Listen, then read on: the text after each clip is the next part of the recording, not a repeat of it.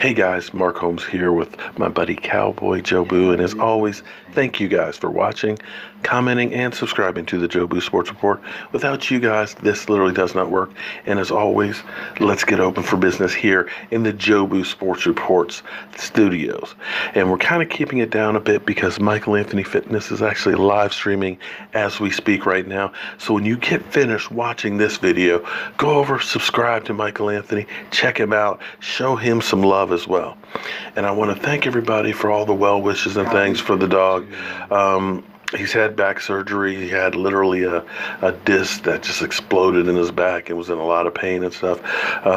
He's beginning to get feeling back in his legs and things, and it'll be a slow road to recovery. But thank everybody for the thoughts, the well wishes, the things that they have done with similar situations and stuff.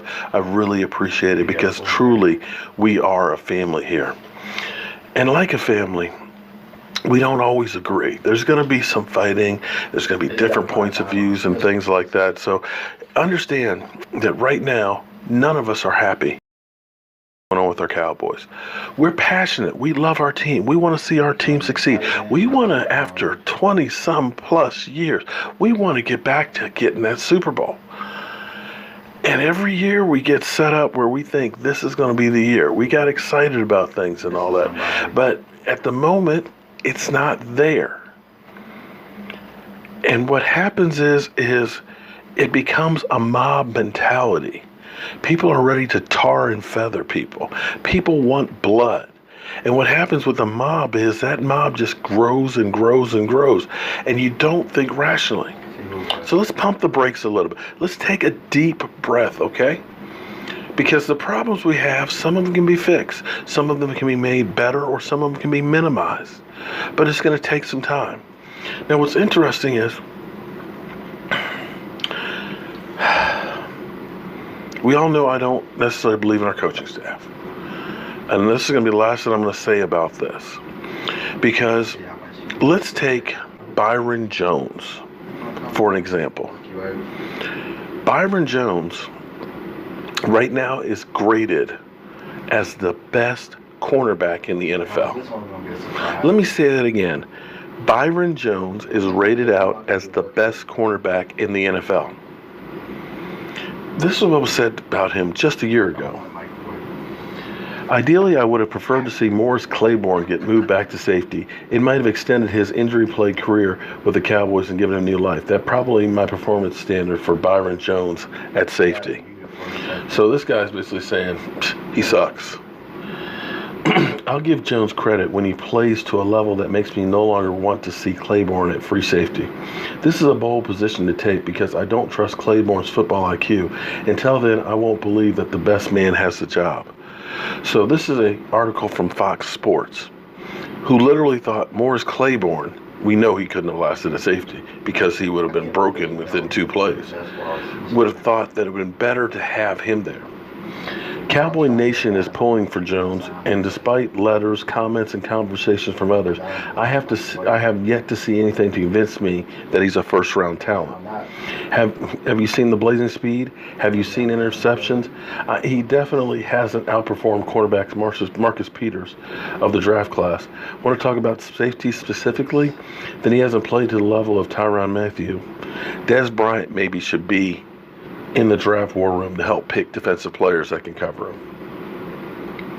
Jones' unofficial rookie year highlight includes popping his knee back into place and a broad jump during the NFL Combine. He hasn't shot through any gaps to hit quarterbacks on safety blitz. He doesn't meet running back at the line, and receivers don't fear him when he's running across the middle.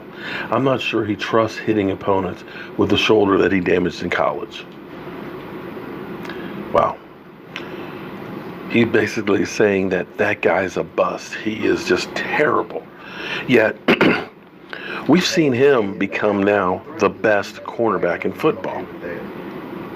And how did that happen? A change or tweaking of systems, putting him in the right position, the right coach, from being a bust to the best in the NFL. Now, I don't believe that Jason Garrett and Scott Linehan are the best teachers or developing players. That's just me. And that's what I see from the body of work. If everything's perfect, if everybody's healthy and all that, and they don't have to waver from a game plan, they can do well. But it's when they have adversity or things come at them that are unexpected that you have problems with. So I'm trying to figure out what we're doing wrong and what we can do to fix it. Because in the end, everybody's saying, get rid of Dak. Well, okay, I get that. And maybe that's what's going to have to happen eventually. But understand, all you people that are saying, trade up and get a first-round talent quarterback. Understand that Tom Brady was a 6th-round pick. All of you want Tony Romo back. He was undrafted. Russell Wilson was a 3rd-round draft pick. Understand that there's no guarantee when you move up that you're going to get a great quarterback. So to make sure that Dak isn't the guy, that you're not doing everything you can to make him a franchise quarterback. Because here's the reality of it. If you can turn him into a franchise quarterback, that means you're not having to give away multiple picks to try and move up. That means that you have a guy sooner than later, because when you draft that guy next year or the year after, you've got to wait for him to be ready. And by that time, your Tyron Smith's going to be out of the leagues. Your Sean Lee. You're going to end up having to rebuild in other positions. Your running back is going to be a couple of years older. So it behooves you to make him the guy. And that's where the mob mentality is just kind of going through and killing. It's done. I'm over with. We're only 3 games into the season. And so today I broke down a play. And I tried to show you guys. I said, look, from what I'm seeing on here, there's not separation in there. Everybody's saying, yeah, well, Tony Romo would have just thrown it, down in there, thrown him open. Yeah, but he also would have thrown a bunch of picks in there as well. It's a risk-reward. Sometimes you get rewarded. Sometimes it ends up blowing up in your face. And Dak does not want to turn the ball over. And, of course, people just said, you're a nobody. You don't know what you're talking about. But thanks to Miss Jackie, she sent me a clip. I want to show you guys real quick here. Let's pop this in here. Score in this Seattle game, and something that concerns me, and let's take a look at some things that you're not going to see in the box score in this Seattle game, and something that concerns me, and it's separation by the receivers or lack of separation by the receivers. We take a look at this first shot here. Now Seattle is playing what they call a 2-man coverage. That safety has the half field, and this safety has the half field. These other guys are locked up man-to-man. You see man-to-man, man-to-man here. He's got him man-to-man. But look at how little separation. That creates the hesitation in Dak's inability to get rid of this football. Now, this is the same picture. He steps up in the pocket here. But again, look at the lack of separation that you get outside here. You got a linebacker who can undercut here. You got nickel who can undercut there. Man there, and no separation. There's no place for him to go with the football. That's what's causing his inability to have confidence of knowing where guys are going to be and where they're supposed to be, when they're supposed to be in the field. Now, in this situation here, you see he gets a great look at the slant route. The slant is open. That's open in the NFL right there. You see that, and that is what they call open. He sticks the ball right in the slant window, makes a great throw. But his 3rd-round pick, Michael Gallup, the receiver, cannot go make a play. He's got to go and attack this football. You can't let this football get up in the air, create the interception there. A 3rd-round pick's got to make a play for you, especially when your quarterback is struggling like that. Hopefully we're showing you a few things that you're not seeing inside the box score.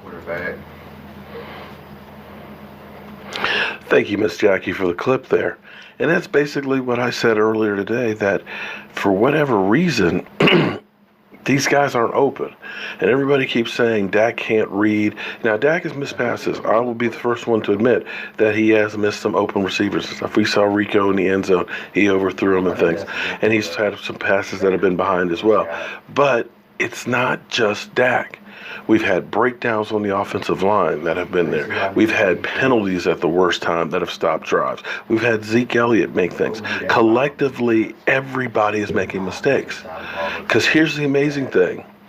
Even as poor as Dak played last week, if Zeke Elliott hadn't fumbled the ball, if Michael Gallup hadn't turned the ball over, if Zeke hadn't stepped out of bounds, we would have won that game, and the conversation would be 100% different today than it is today. And that's a fact. If we can minimize the mistakes, if we can stop having the brain farts, if wide receivers can start getting open, and I think the Cowboys are doing themselves a disservice because they keep throwing so many different wide receivers in here that there is no cohesiveness. It's like we're going with this guy, that guy. They're going to need to start playing some guys on a regular and figure out who are going to be the three main receivers, so that way we can start building things together with this offense. So hopefully we can get things together and go from here and just start each week getting a little bit better. I have faith, and I'm going to tell you guys, don't you lose it. So guys, it's getting kind of late. Got to go to work to my day job tomorrow. When you're finished watching this video, be sure to turn over to Michael Anthony Fitness. As always, I want to thank you guys for watching, commenting, and subscribing to the Jobu Sports Report. I'll see you soon.